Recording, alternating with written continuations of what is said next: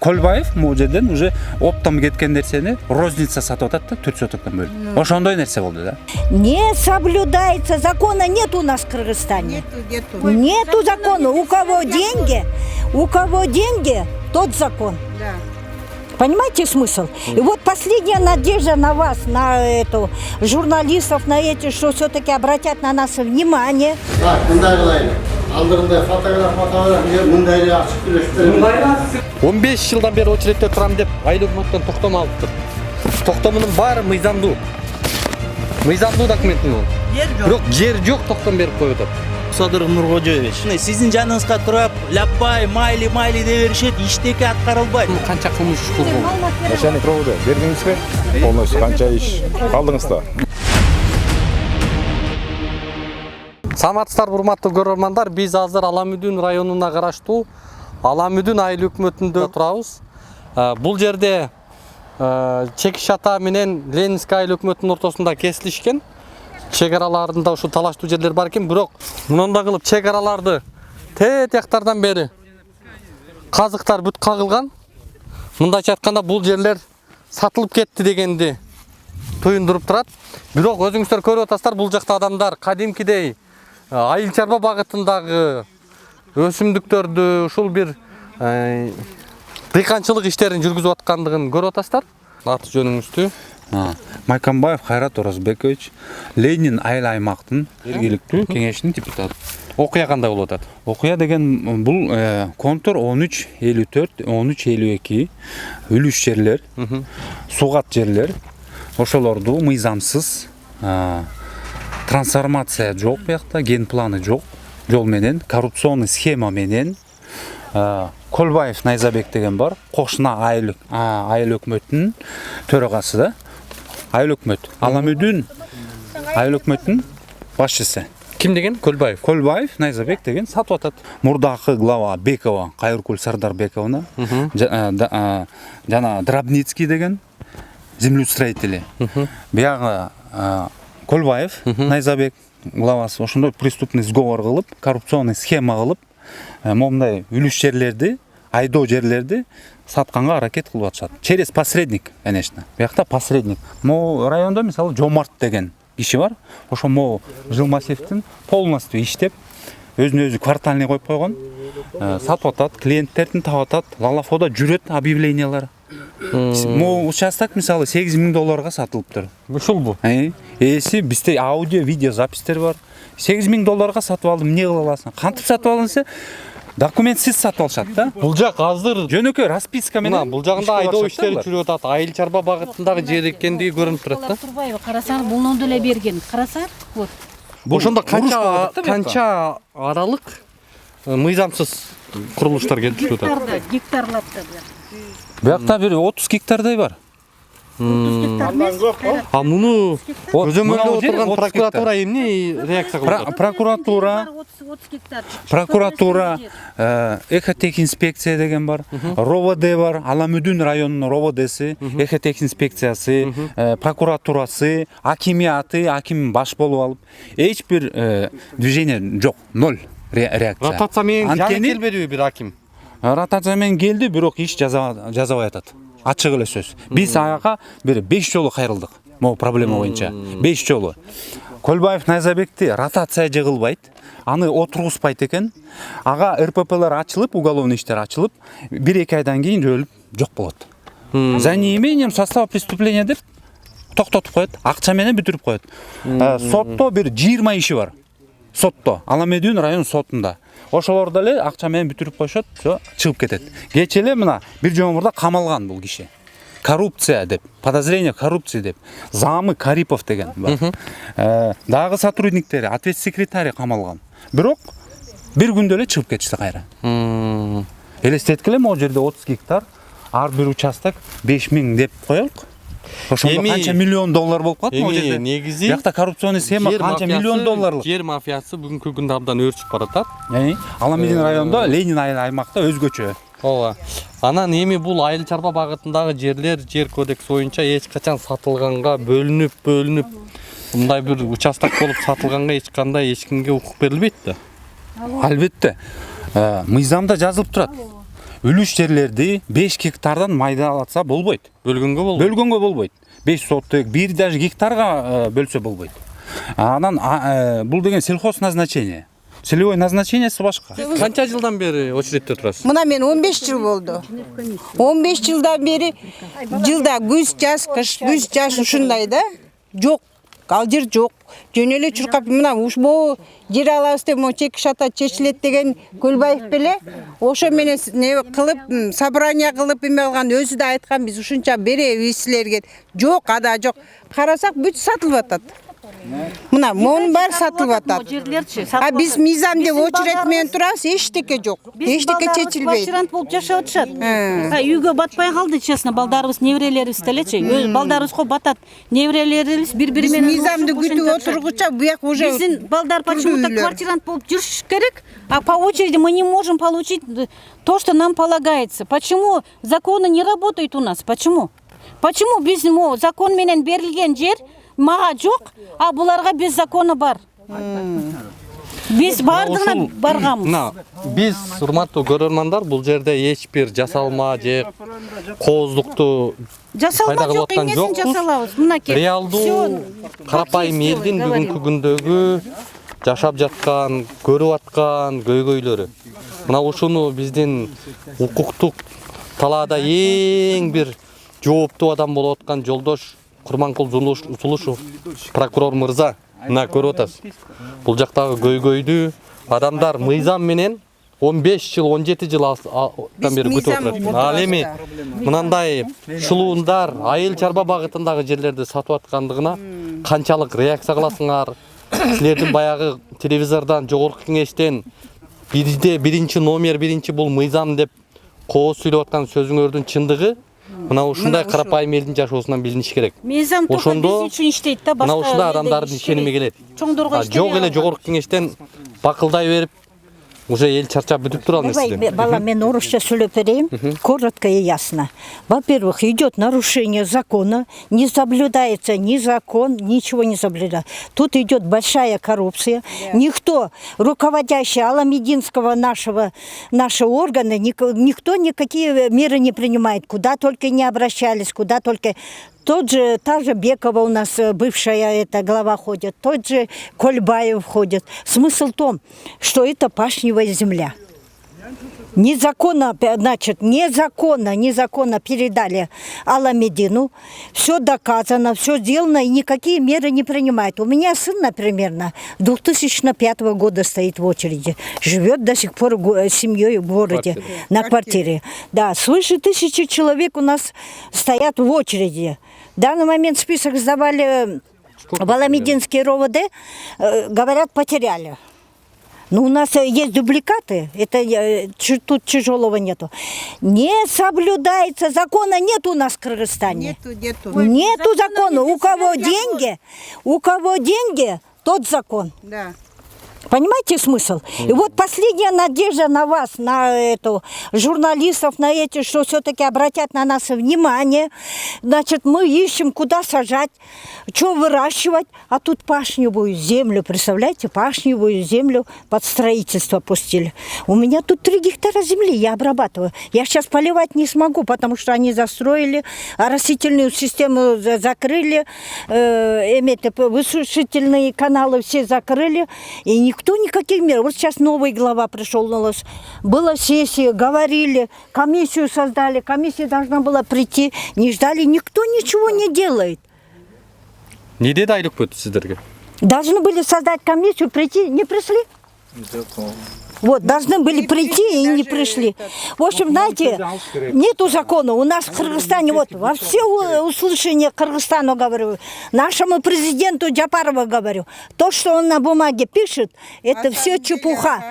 Тут у нас закон деньги. У кого деньги, тот властвует, тот законы выписывает и все вот это делает. Одна надежда на вас, что нас услышат, понимаете? Пашневую землю вот так пустили, это где видано? А чем будем жить, чем кормиться? Мы же не будем все ходить по прошайничать. пашневую Дайте землю муку, купили, вот, дайте пшеницу пустили нам, сюда, пустили. другим этим государствам, Нан странам. тартыш деп атабыз, будай эккенге жер калбай калды. Вот именно, раньше время, когда колхоз был, вот это все пшеницей сажали пшеницу, своя, и это было, ну что? В общем, самое главное то, что у нас нету закона.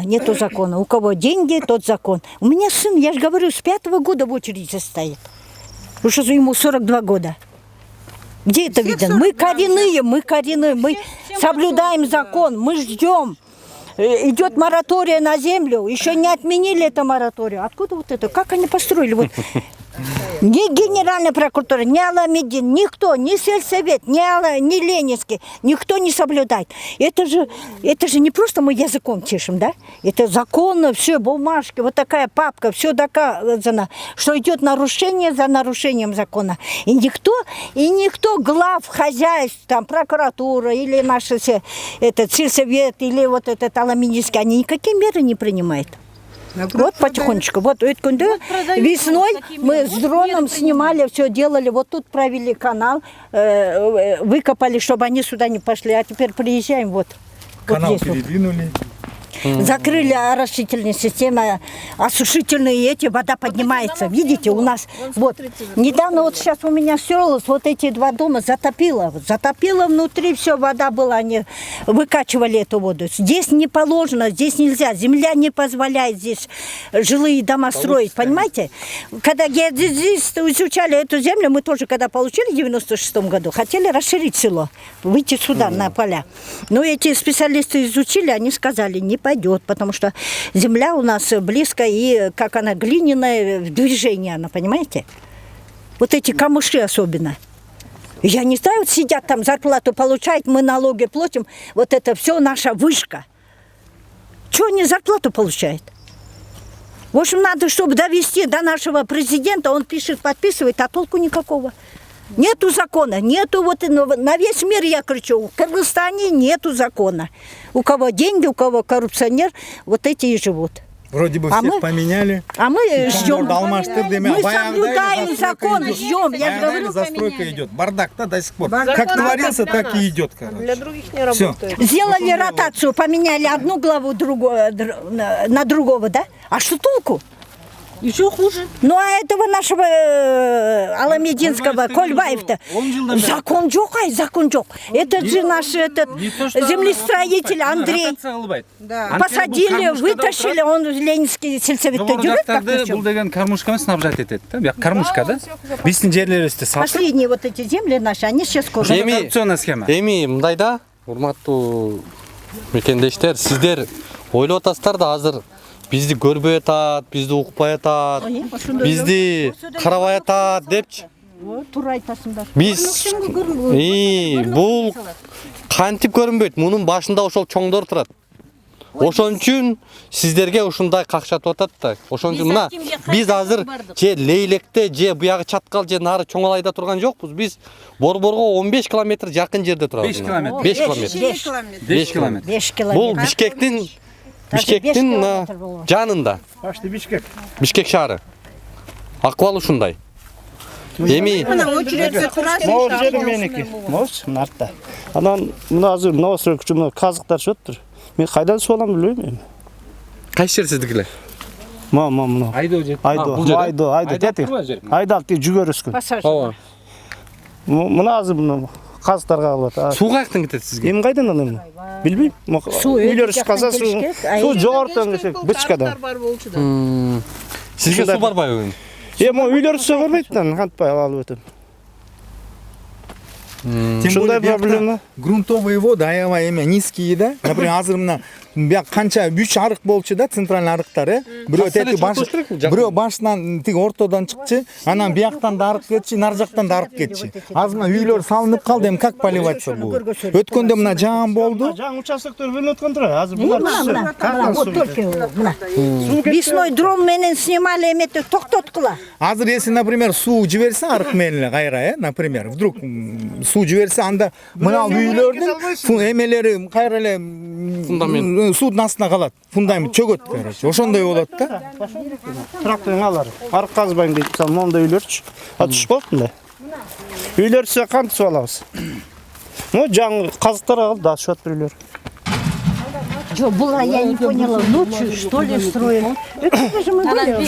Шуну Акылбек Жапаровка бериңизчи. Не деп беремин? Жок, угал экен мындай. Жок, могу таланы келип көрүшсүн өздөрү. Мына эми азыр суу келбей калат бизге. Үйлөр түшсө. Эмне болуп сугарабыз таланы билебиз. Мына жөнөкөй дыйкандар, жөнөкөй карапайым эл мына ушундай көйгөй менен отурушат. А биз айтып атабыз, нан жетишпей атат. Биз айтып атабыз, айыл чарба багытында өзүбүздү камсыздай албай атабыз. Бизге бул керек, бул керек, бул керек, бул керек деп отчет берип жогорку кеңеште список кылып отурабыз. Жок. А реалдуу турмушта монтип айыл чарба багытындагы жерлерди монтип шылуундар Сугат. сугат жерлерди, айыл чарба багытындагы жерлерди сатуу деген бул бир гана Кыргызстанда болуш керек. Рассмотрение вопросов административно-территориального устройства на сходе жителей села, дейт, соответствие территории. Протокольное оформление и принятие решений местного сообщества, дейт. Эл каршы болгон. Биз каршы чыкканбыз 18-жылы, 19-жылы. 18-19 жылы 4 токтом чыгарттыр. Элге эчтеке дебей, сход кылбай, ошентип ачык эле сөз сатып ийген. Аламүдүн айыл аймакка сатып ийген. А уже Көлбаев могу жерден уже оптом кеткен нерсени розница сатып атат да 4 сотоктон бөлүп. Ошондой нерсе болду да. Оля мына 300 гектарда Жайчыбек Кубаныч. Ленин айыл өкмөтүндө жашайсыз. Мен Ленин айыл өкмөтү Мыкан айылынын тургуну болом. Ошо биздин мына земельный долябыз бар, үлүш жерлер ушул жакта биз. Мына 300 гектар жер болчу да, жер. Ошо анан мына жерде канча бир эме арыктар өтөт, центральный арыктар. Ошо арыктар менен суу кетет биздин эмелерге, үлүштөргө. Пайдаланып иштетчү элеңиздер. Канча жыл До сих пор иштетебиз. Жок, нар жакта биз, нар жакта. Биз ошон бул жерди ким иштетчү эле? Бул жерди башка Мыкандын эмелери тоже. Бирок алар сатып салышты. А саткандан кийин сатып алгандар уже бөлүп участокторго анан үйлөрдү салып атышат. Ошондой сатып ат. 4 сотиктен уже сатып атышат. Эси мына бүт азыр үйлөр болуп кетсе биз кантип сугарабыз? Биздин депутаттарыбыз, которые бегали за нами, когда им надо было. А когда их... Бул айыл өкмөттөн ким депутат болгон? Биздин Ленинский айыл өкмөттү Атамбаев наш этот одномандатный Сейит Атамбаев. Да, Сейит Атамбаев. Анан кийин биздин Токторбаев ким эле? Жеңишбек. Президент жөнүндө гана жогорку кеңештен сүйлөп атат, сиздер жөнүндө сүйлөбөй эле го? Сүйлөбөйт алар, алар только ал жакта бири-бирин чукушуп эле отурушат. Они для того там, наверное, выбирались. Я не знаю, для чего они там выбирались. Без вообще караган адам жок. Вот эти вот документы, вот эти, с которые печати государственный, биздин Кыргыз республиканын президенти. Губернаторго беребиз азыр. Көргөн баргам. Мен берем азыр. Чогуу барып беребиз. Акимдин эшигин тешкенбиз уже. Азыр сиздерден эми барганбыз. Губернаторду да жаңы койду. Айыл өкмөттөр за нас уже за людей не считают. Вот это для чего дают? Для кому это дают? Түшүнүктүү. Биз толук сиздерге кошулабыз. Мына акыбал чындыгында мыйзамсыз экен, биз көрдүк. Эми бул нерсени чоңдордун эшигин каккылайбыз. Чогуу эгерде убактыңыздар болсо, азыр барып камеранын коштоосунда каккылайбыз. Кыргыз эли журт башчылары, жоопкерчиликти алып аткан бийлик башындагылар көрсүн. Өздөрүнүн адамдары бүгүнкү күндө кандай мамиле жасап атат элге. Ошону ачык көрсөтүп беребиз. Мындай кылайын. Алдырында фотограф мындай эле ачык сүйлөшүп беребиз. Мындай ачык сүйлөшөңүз азыр. Андан ким айтып биякта интервью берип аткан жерим жок да, белгиле. Атым Улукбек, журналистмин. Бул жак Ленинский айыл өкмөтүнүн жанында. Бийликтөөчү көз каранды. Мына маселе эл депутаттар көтөрүп, мына жергиликтүү эл ушундай өздөрүнүн депутаттары көтөрүп какшап барбаган эшиги какпаган жери калган. Коррупция, мыйзамсыздык, адилетсиздик сиздерге президент сыяктуу ишенип отурат. Сиздерде келип адамдар жол маселесин чече албай атат. Ошол камеранын астында бизге жооп бериңиздерчи, неге мыйзамсыз жерлер сатылып атат? Ленинский айыл өкмөтүндө. Кем мындай кылайын? Биринчиден сиз биринчи орун басарысыз, э? ооба, биринчи орун басарымын. istəgənimə bir ay oldu. Birinci, her bir nesnenin meseleni çeşiş için birinci arz neginde ayrıştı. Men al meseleni yetişet etip görüşüm gerek. Emne derdim göylöğünür var. Ben al bilbey turup Momday soruğa cevap veriş mağayım bu nokta. Emne meseleler var. Ben birinci bilişim gerek. Şu meselenin azra çıkınca da. Ana ben tekşerim Anda birinci Siz can gelip atsanız. Mına ki bizçi emesler almaşı verseler almaşı. Almaşı ondan internet sitesinde. Mına bizim Almaşı atas geçsin atas diyorsunuz. Sen geçken almaştan akar götürüyorsunuz. Endi bağırız tartışıp sattaydı. Eğer de göy bolsa birbirden ayttılar. Ben birinci oşoğul nikayet eteyim. Ulan bir de sizlerge kayıtlap ulan almışlar değil mi? Hakimni çakırmayız mı? Hakim bile. Hakimge Hakim bile 5 kolda bile tak. Hakimde biz eşeği koyduk, geçtik koyduk. Bir de söz üstü hukukaya koyduk.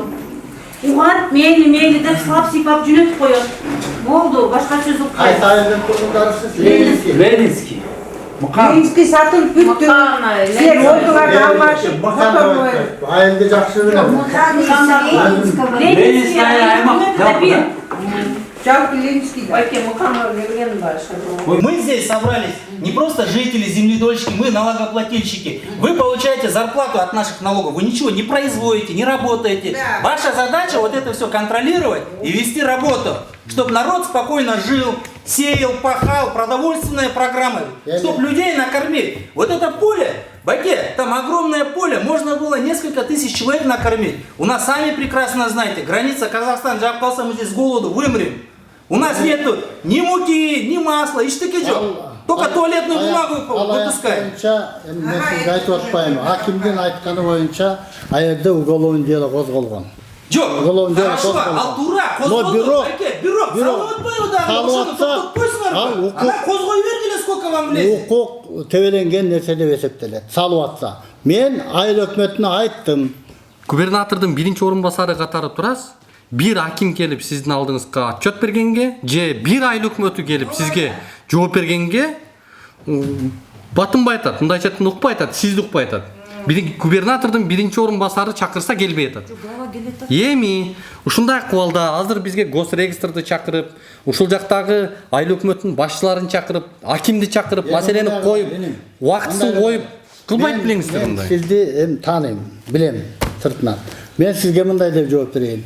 Çoğu menmene ошол участокка барайлы. Men özüm жок, барыңар барбасаңар, мынакей. Моеде лидерлер барып менменен кошо барайлы ошо жерге. Барып жанагында правонарушениянын баарын көрөйлү. Мен ошо жерге тиги биздин ГУВД начальник полиции Чуйской области ошо жерге чаламын.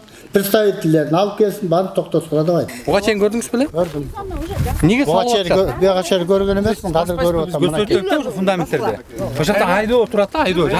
Бул боюнча жүрбөйсүзбү көрсөтөт. кылмыш иш козголгон. Бул жака канча кылмыш иш козголду? Начальник ровода бердиңизби? Полностью канча иш алдыңыз да?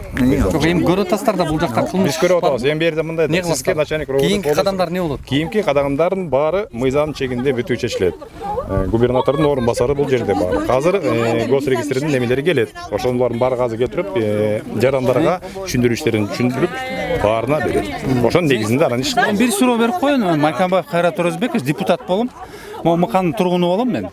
1,5 жылдан бери Бековага мурдакы глава коррупционный схема Кольбаев өкө жазаган коррупционный схема иштеген момундай гектарлап саткан жерлерге эмне үчүн ошол жер ошол уголовный иш турат да. Без расследования 1,5 жыл болду ошол эмеге. Именно Чуйский ГУВДде ошол иш Бековага, Дробницкийге, анан Кольбаевка 20 РПП ачылган. 20 сотко чейин бир 10 процесс жүргөн. УВДда иштегенде билет экенсиз го. Анткени биз бүт маалымат бизден алса болот. Бизде бар.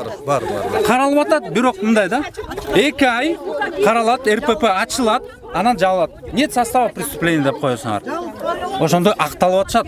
Бул коррупционерлер. Ошолорду эмне үчүн камабайсыңар силер? Эми бул айыл өкмөттөрү боюнча өзүңүз билесиз, камалда турабы? Мына фактылар бар. Кандай факт керек?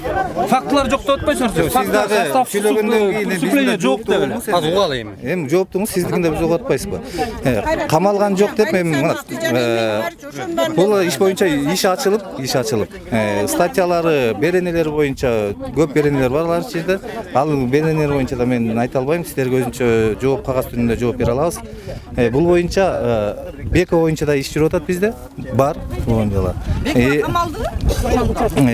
Айыл өкмөтү Аламидиндики боюнча да иш бар, зам айыл өкмөттө иш бар. Алар камалышып чыгышкан. Азыркы күндө тергөө жүрүп атат. Тергөөнүн жыйынтыгы чыгат бул боюнча. Обязательно чыгат. Минюска регистрация болуптур. Могу үлүштөрдүн ээлерин сурап аптыр. Ошондой эле акырын между собой чыгылып, Колбаев менен Бекова ошондой коррупционный схема кылган. Ошондон бери 4 жыл болду, согушуп келе атабыз да. Жок, ошондой сессияда мен болгом. Ошондо этот Көлбаев айткан 130 гектар жер, 130 участок берем деген, 130 участок берем деген. Мейли, я вот эти земли возьму, 130 участков я дам деген. Мен бар элем ошо сессияда, эжелер деле бар эле, бардыгыбыз бар эле. Кана ошо 130 участок? Вот встречный вопрос. Может ли Кольбаев Найзабек, глава Аламединского айыл өкмөтү, обещать им земли, 130 участков земли Ленинского айыл өкмөтү? На каком основании он может им обещать? Скажите мне. Это же преступность. 27 Какая гектар ФПС? Здесь нету ФПС.